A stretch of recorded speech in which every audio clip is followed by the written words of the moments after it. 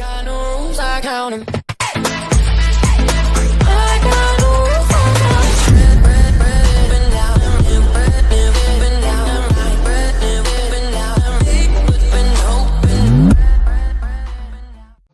Une promesse à toi-même de jamais la refumer. Pareil, tous nos problèmes, ils ont la même situation. Soit tu t'es et tu supportes à la fin, soit que tu dois révolter et dois changer. Parce que le changement, ça commence de toi. De toi. Tu ne dépends pas d'autres personnes. Et jamais tu peux comparer tes problèmes avec les autres. Possible qu'on a le même problème, mais on n'a pas toujours les mêmes solutions ou la même solution. Chacun de nous, il a sa propre solution. Et sa propre solution, c'est à lui de la gérer. Oui, c'est vrai, on a besoin de prendre les avis des autres, ramasser tas d'idées, tas d'expériences, mais ça reste toujours ta propre solution qui est valide. Pas la peine de chercher les autres, voir les autres, qu'est-ce qu'ils font les autres. Commence par toi-même. Donne la dignité à tes actes. Donne la force et la responsabilité à tes actes. Le problème, ça reste toujours un problème. Ça se déplace d'une personne à une autre et c'est toujours un problème. Et n'oubliez pas, c'est nous que nous créons nos problèmes. C'est nous que nous augmentons la valeur de ces problèmes. Pourtant, on est capable de les éviter, de les oublier. On les oublie de temps en temps. Fais-le souvent.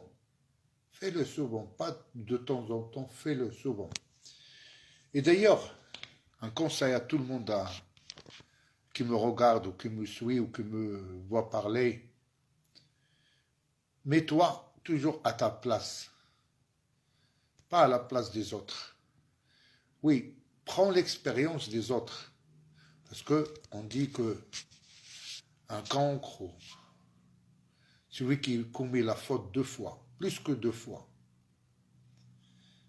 Un doué, c'est celui qui passe, ou plutôt celui qui se fait corriger d'après ses fautes. Ça veut dire qu'il fait une bêtise une fois, il ne la recommence pas, parce qu'il prend l'expérience de ses fautes. Mais il y en a d'autres qui sont plus doués, surdoués. C'est ceux qui prennent l'expérience des fautes des autres. Alors tous on a les mêmes sentiments. Essaye de te faire comparer par les autres, mais fais ton résolution personnelle. Pour ne pas être long, j'aimerais savoir vos avis de tout ce que j'ai parlé. Ça fait 3 ou 4 fois que j'essaye de faire en direct des vidéos pour vous faire remonter le moral. On a besoin l'un l'autre. Et merci et à bientôt. Pour regarder les matchs et même suivre les équipes dans des pays différents, voyager en suivant leur équipe préférée. Vous m'avez compris ce que je voulais dire? C'est pareil comme dans les mariages. Si tu trouves une personne qui voit en elle ce que tu aimes, il te kiffe, sois sûr et certain que tu vas tomber amoureux très facilement. Mais tomber amoureux avec une personne que tu ne vois pas en elle, la personne idéale, la personne que tu cherches, ce que tu aimes, différent. C'est pareil comme je vous ai donné l'exemple de deux personnes différentes, deux situations différentes. Alors, c'est pour cela, je vous conseille, ne cherchez pas l'amour. Cherchez d'abord la mentalité qui vous convient. Cherchez la personne dont vous voyez ce que vous aimez dans la personne, vous le trouvez. Ce que vous détestez, vous ne le trouvez pas. C'est comme ça qu'il faut chercher un partenaire dans la vie. C'est un mariage. C'est un partenaire qui va avoir fierté de l'accompagner pendant à l'infini, jusqu'à la mort. Pour ne pas avoir de divorce, pour ne pas échouer, pisser, comme je vous ai donné l'exemple d'aimer la même la même équipe. Alors, soyez à la même mentalité. Un animal, si un animal domestique, un chat ou un chien, si tu essaies de l'adopter chez toi à la maison, il te donne d'intérêt, il te donne un peu d'existence, trouve en lui ce que tu aimes, il faut être sûr et certain, ce chat-là, ou si c'est un animal domestique, tu vas l'adorer, tu vas le ramener avec toi partout où tu partais, même ta chambre, même partout. C'est pareil. Trouver ce que tu aimais dans la personne et sois sûr et certain que tu vas tomber amoureux de la personne. Alors le conseil à nos enfants, à nos chers enfants, pour ne pas avoir de divorce, pour ne pas avoir de conflit, tombez amoureux d'une mentalité qui vous convient. Tombez amoureux d'une mentalité qui vous convient. Tombez amoureux d'une mentalité qui vous convient. Ou plutôt, cherchez la mentalité qui vous convient. Et sois sûr et certain, moi je t'avoue que tu vas trouver l'amour. Tu vas vivre avec cette personne l'amour, le vrai amour, le vrai, la sincérité, la tranquillité d'esprit. Et merci et à la prochaine. Toujours il y aura d'autres. Salam alaikum. Je voulais vous parler de l'eau. L'eau qui est indispensable pour l'organisme. Beaucoup de gens ils croient que boire beaucoup d'eau, c'est là l'efficacité. Non. Ce qu'on a besoin de l'eau, c'est que de sels minéraux. C'est pour cela qu'on doit boire beaucoup d'eau pour récupérer ce qu'on perd de sels minéraux par jour. C'est une nécessité à boire beaucoup d'eau. On va prendre les gens au désert et on va prendre les gens au pays scandinave.